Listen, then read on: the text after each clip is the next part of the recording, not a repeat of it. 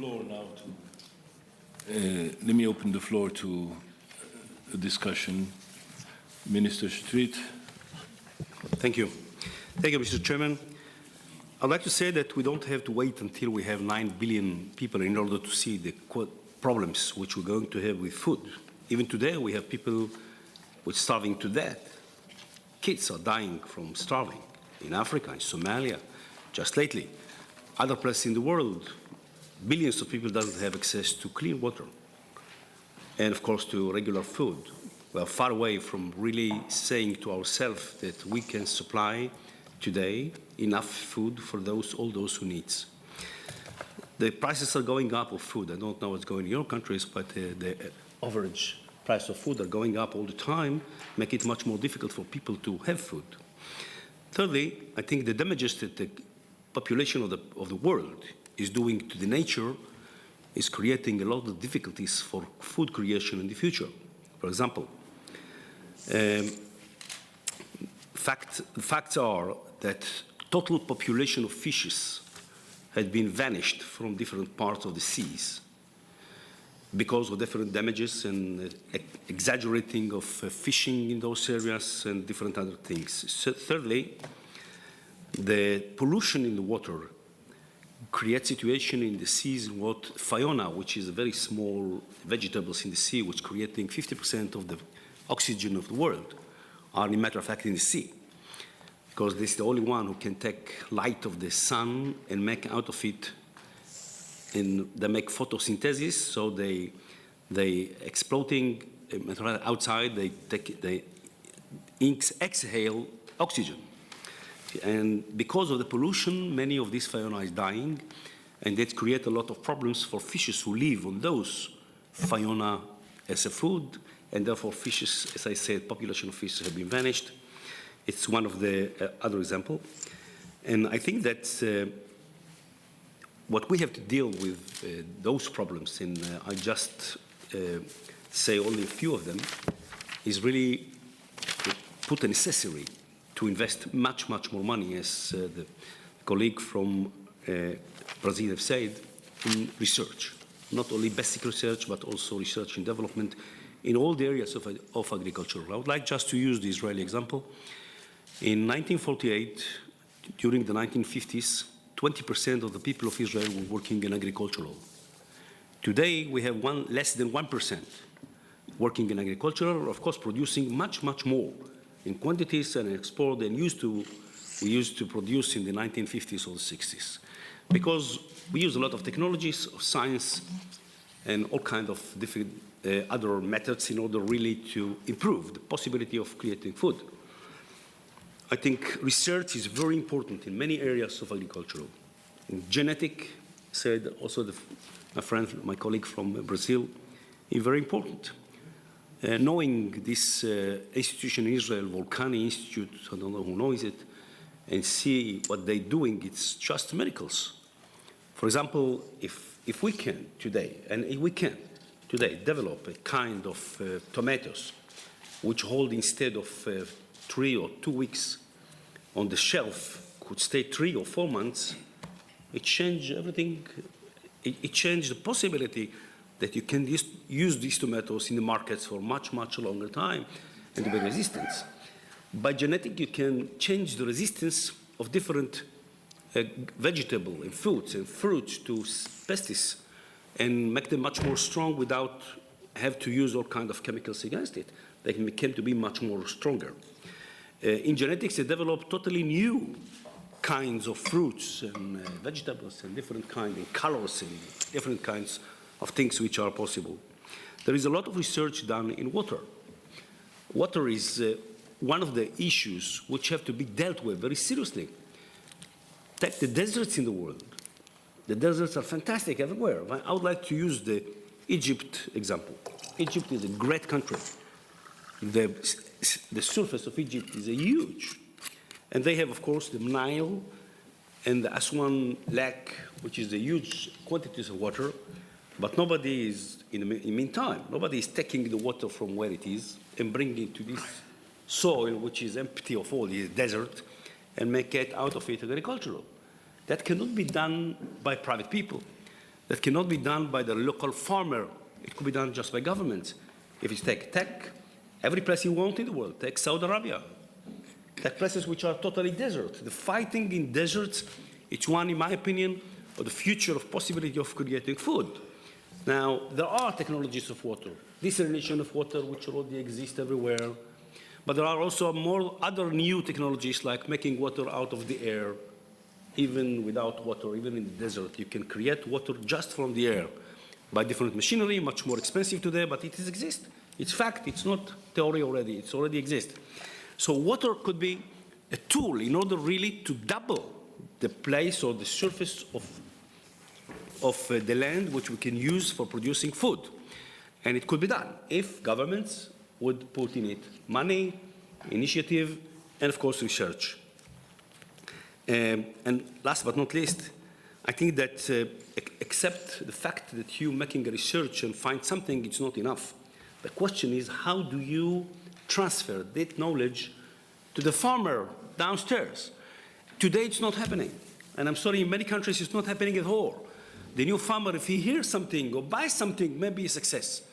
But by a process of making a logistic way how really to transfer all what you find out by science to the farmer, there is no way to be done in many of the countries. In Israel, we develop a system which really creates automatically guidance for every farmer who works in a certain area for all the new technologies of irrigation, of water, of different kinds of seeds, etc., go straight to the field.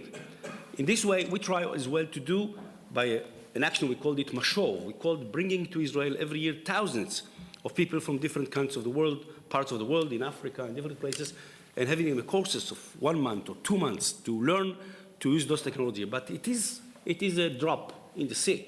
We have to find a way how to transfer the knowledge which has been found out from the institutions and from the technology to the people in the field and give it free, because those farmers cannot buy it. They don't have the money to pay for it. They have to get it free. That's what government can really contribute to these people. This kind of cooperation between science, between governments, and between farmers maybe can change the situation. Otherwise, we'll be, in my opinion, I'm afraid to be not very optimistic, I'm afraid that we'll find ourselves in a situation as far as the population of the world is growing up, we find ourselves in a big, big problem. Even there is some hope, very far away of hope. I read the last week that they found a new star outside of our galaxy, which bigger than the Earth, have the very good climate and maybe even water. The problem is that in order to arrive there, we need, it is far 600 years of light, which means the space is unbelievable. It's far away. It is the light, how the light would pass in 600 years. As you know, the light passes in every second 300,000 kilometers in 1 second. So double it in 600 years, and then maybe when somebody will arrive over there. So there is a big far hope. But in the meantime, we have one globe, one world, one cosmos belong to all of us. And we have, in my opinion, to make cooperation, international cooperation, in dealing with those issues on the international basis and creating a better possibility of food for the future. Thank you. Thank you. There are two pieces of good news for you also. One is the speed of light. Now we can go beyond it. And two, I think there is phosphate on that planet also. So. Monsieur Chalmin, I saw you shaking your head, positively or negative. Because it was fascinating listening to our Brazilian and Israeli friend. I would have loved them to come to the French Parliament on Tuesday, where we had a debate on what they call sustainable agriculture. And the debate was largely dominated by our friends from Friends of the Earth, Greenpeace, Greens, Grünen, of any kind. Unfortunately, you're in Europe, and in that old world, the good farmer is, as said Louise, the traditional small farmer. Eventually, organic farming without any phosphate. But I think it's important to see that anything that we will be able to say in this kind of conference, in next year's conference, etc., we have to take into account the fact that public opinion, especially in Europe and in the States, are more and more dominated by backward-looking people. I've been a member in France of the High Council on Biotechnologies. All GMOs are forbidden in France.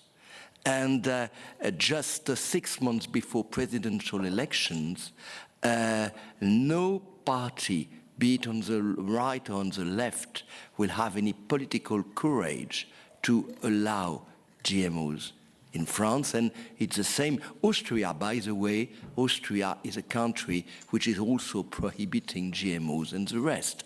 I would have a question, by the way, for Mr. Q.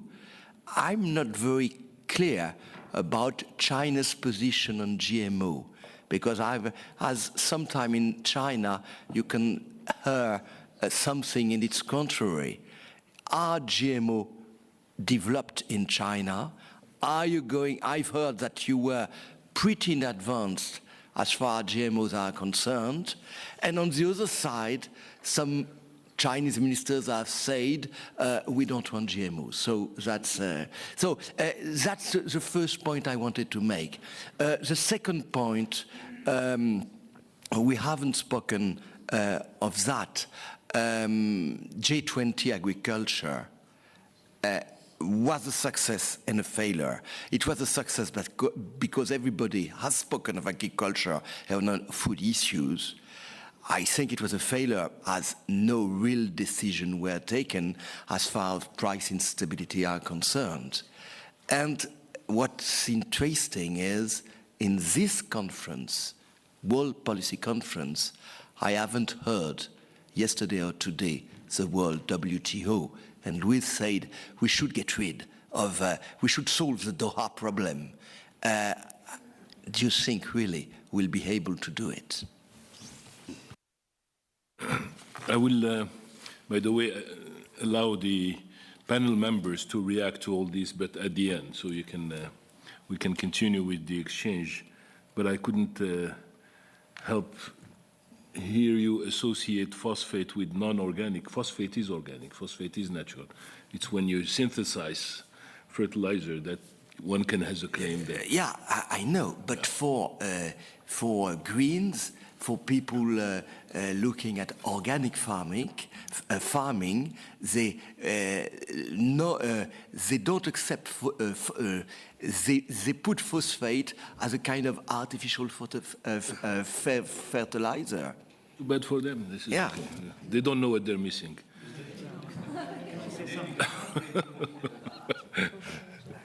Monsieur Mayor. Yes, Mr. President.